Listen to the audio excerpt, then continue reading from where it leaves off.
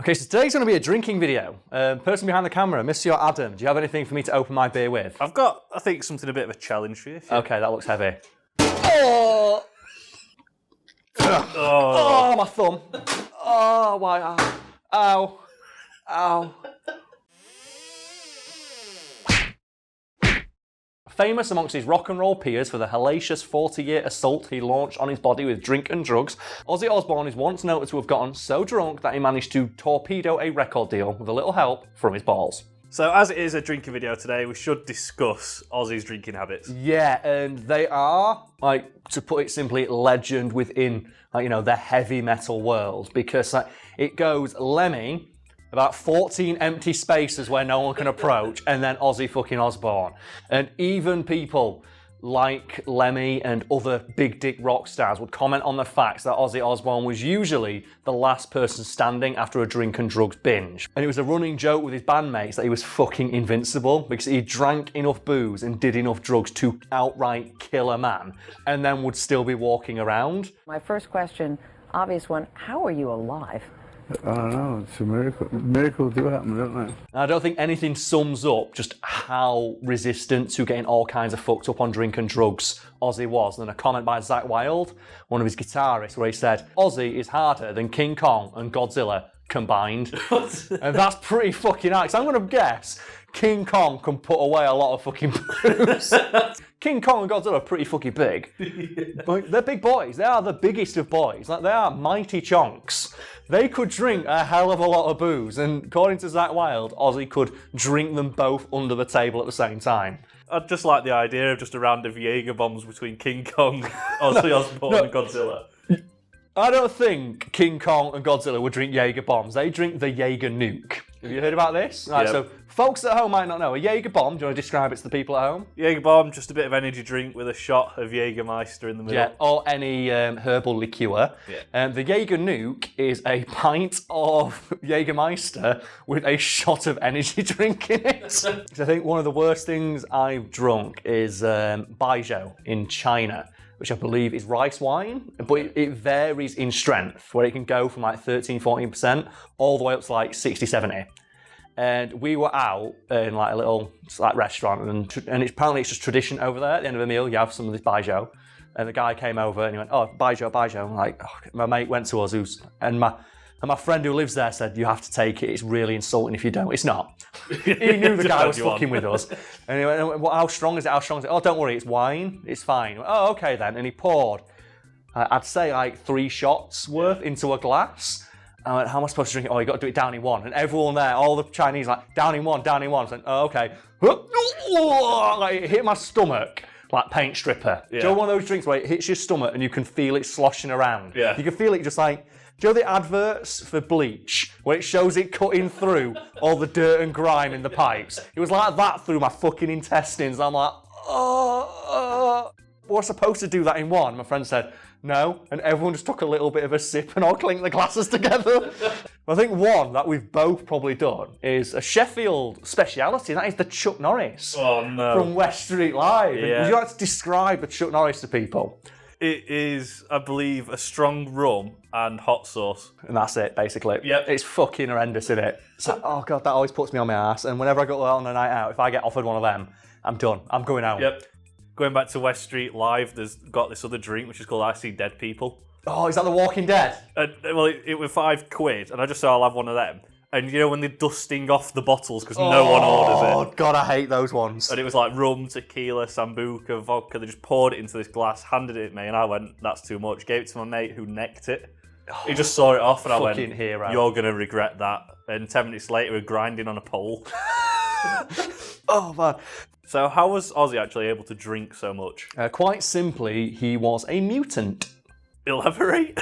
It's about in 2010, a group of geneticists decided to take Ozzy Osbourne's DNA and sequence it. And these geneticists, when they studied his DNA, found that while he is more predisposed to become addicted to drugs and alcohol, he is able to process it and metabolize it several times faster than an ordinary person, which means that he is effectively able to just process twice, thrice as many drugs as an ordinary person.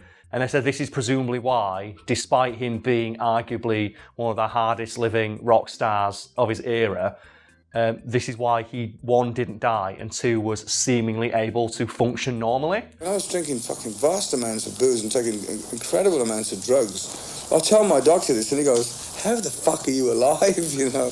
I'm a biological miracle as far as he's concerned. Do you want to know my favourite bits from that, like, you know, sequence of his genetic code found? Go on. Like, caffeine is very, very effective at, like, you know, knocking Ozzy out, and marijuana. Because he is more likely to experience, what is it now, like hallucinations as a result of it, according to like what these geneticists found in his DNA. And Ozzy said, yeah, that's probably true, but normally when I was like smoking marijuana, I was too high on cocaine at the time, so he couldn't really figure it out. So, how many people have actually had their DNA sequenced? Not many worldwide. Like having their entire genome like taken apart and studied by geneticists, it's something that only a handful of people in history have had done so far. And why Ozzy and not some sort of like genius or sports star? Yeah, that is a point, isn't it? And someone from ABC asked the geneticist responsible for, like, you know, this news and this the sequence of Ozzy's DNA, like, why did you pick Ozzy? And they just responded, well, why not Ozzy? Which I'm presuming shut them the fuck up. Shut me up. And that reminds me of, maybe they just wanted to meet Ozzy Osbourne. It reminds me a lot of a story about this biologist who studied jellyfish. And the reason he studied jellyfish is because he wanted to meet Frank Zappa. You're probably thinking, jellyfish, Frank Zappa, how the fuck does this work out? Well, this biologist knew that on one occasion, Frank Zappa had said in an interview, I would like nothing more than to be a jellyfish. So he said, okay, what I'm going to do is I'm going to find a new species of jellyfish and name it after Frank Zappa. So what he did is he went on a research course and like went to this university near the sea and spent ages looking for new jellyfish, found a brand new jellyfish that didn't exist anywhere, sent a letter to Frank Zappa saying, I have discovered a new species of jellyfish and would like to name it after you. To which Zappa responded, I would like nothing more than to lend my name to this cool jellyfish. And that to me is fucking brilliant, innit? So I want to meet this big dick rock star, but how do I do it? I know, I'll discover a jellyfish. Named it after him. Oh, that's so good. That is a good one. That's a fucking good one, that. So I imagine the geneticists are the same way. It's like, oh, we want to meet Ozzy. Yeah. How do we do it? Let's sequence his DNA. So bearing in mind everything we've just talked about like Ozzy being able to, like, you know, process alcohol in far greater quantities than, like, you know, a mortal man. Right, let's just move on to the, like, you know, the meat of today's video, which is that time he got so drunk that he torpedoed a record deal with his balls. So what happened? Well, the story goes, as recounted in Ozzy's memoirs, that he was on a trip to Germany to talk to a record producer over there about having like his solo album or something played on the radio. And he reports that, I got really, really bored during the meeting. I'm just sat there and there's this stuffy German guy with a cigar in his mouth staring at me. So I decided to lighten the mood by doing a little bit of a striptease. The thing is though, Ozzy was so drunk that he only thought he was doing a striptease, and in reality did something much, much worse. What did he do that was so bad? Well, according to Ozzy, when he finally sobered up a few hours later on the plane back from Germany, he looked over and saw his manager tearing up the contract he was going to have with that company. And they told him, Ozzy, like, we're never going to get a record played in Germany again. To which Ozzy responded, well, it was worth it for the striptease, wasn't it? And his manager turns to him and goes, it wasn't just a fucking striptease, Ozzy. And at this point, you're probably on tenterhooks thinking, well, what the fuck did he do? Well, according to his manager, who was sat in the room as it happened, Ozzy stood up on the table, started a striptease, so he remembered that bit well, and then he goose-stepped across the desk towards, like, you know, the record executive, and then he teabagged his wine, at which point he was asked to leave. And Ozzy at this point started to remember what had happened and said, hang on, I remember it now, but I remember that I didn't put my balls in his wine, I pissed in his wine. Oh. To which his manager said, yes, Ozzy, but that was after you put your balls in them. So he teabagged the guy's wine, if that was my, and then started to piss in his wine glass. Just think about that for a moment. Have you ever been so drunk that you forgot dipping your balls in someone's pint and then pissing in it, and then presumably getting roughed up by security while you're at it? And you're probably thinking, that sounds pretty bad, and his manager was probably all kinds of pissed off. So I'm happy to tell you that the manager did get their own back. So what happened there then? Well, a short while later, Ozzy was once again in a meeting with some high-powered record executive from Europe, and his manager told him to be on his best behaviour. So he's only a little bit drunk, and Ozzy, by his own admission, was very, very bored, and he turned to the biggest guy in the room. I'm bored. Can you just punch me in the face as hard as you can? And the guy, I'm not going to do that, Mr. Osbourne. And he went, oh, come on, don't be a pussy. Just punch me as hard as you can. I'm bored. And the guy's like, I'm not going to do that. And he turned around and his manager punched him as hard as they could in the face, and Ozzy fell back. And as Ozzy's on the floor with a busted nose and blood streaming down his face, his manager says, happy now, Ozzy? To which he responded, very happy, thanks. And you're probably thinking, why is Karl telling that story? And the answer is because Ozzy's manager at the time was a woman called Sharon, aka the woman he would marry like 6 months later. That's brilliant. And that's how they met each other and got to know each other better. Just with her just clocking him on each jaw. And he ended up marrying. They've been happily married ever since. That's amazing. Isn't that? How did you two know you were going to get together? You know you're going to get married? And I was like, oh, well, I asked this bloke in a bar to punch me, and he wouldn't, as Sharon did. And I knew that's the one for me. Never stop Ozzy Osbourne. Just shine on, you crazy fucking diamond.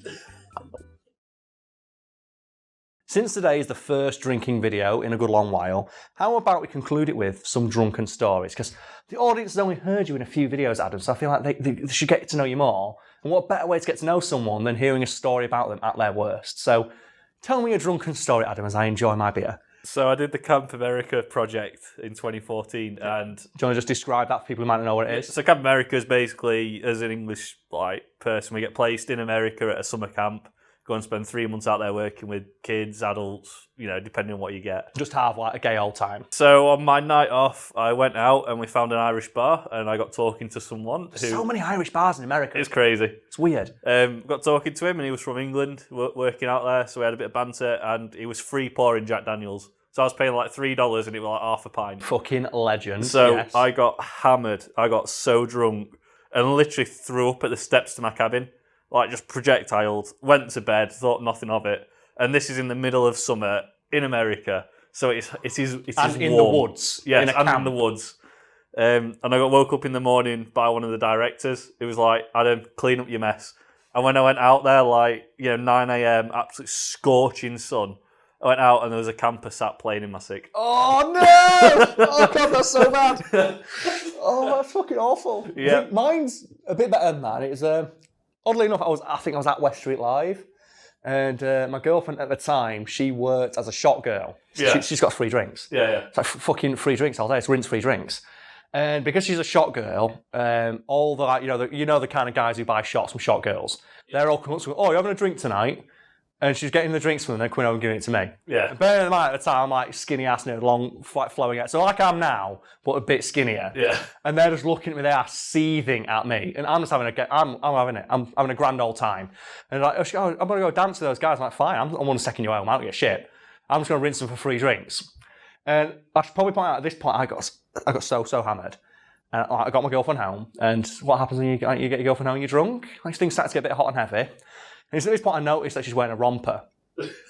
And it gets to the moment, I'm just staring at it, and I pull shorts down, I look, and I burst out laughing. He goes, what is it? He goes, I feel like I'm changing your nappy. Because at the time, I've got a little sister whose nappy needs to be changed. And I went, this is like changing a fucking nappy, and I'll lose it. Yeah. And she kicks me off the bed and goes, I can't believe you'd bring this up right now. You know how self-conscious I am. Like, what about what? Wearing a nappy? Come on. And she was just so fucking pissed off because I just thought, it looks like I'm changing your fucking nappy right here. This is awful. Why are you wearing this thing? And she fucking went to bed on a strop. And she just wakes up in the morning, she goes down, and she has to see her out the corner of her eye, putting the romper in the bin. Because she just couldn't wear it anymore. The one that gets me is you talk when me and you went on a night out once, and you just text Nisha for no reason, at 1 a.m, saying sorry, and then didn't respond. And that, to me, if I got a message like that from my partner, at 1 a.m. when I knew they're out drinking, I would be on the fucking warpath the next day. I would be on the Jurassic Park. The Jurassic Park fucking warpath. So from now, what was that about? But the thing is, I woke up and I checked my phone, just check, have a look. And then that's when I messaged Nisha saying sorry. And I don't remember doing it or anything. And then I woke up the next morning, just a message, why? Like, just why, full stop. You can't remember why. And I'm just like,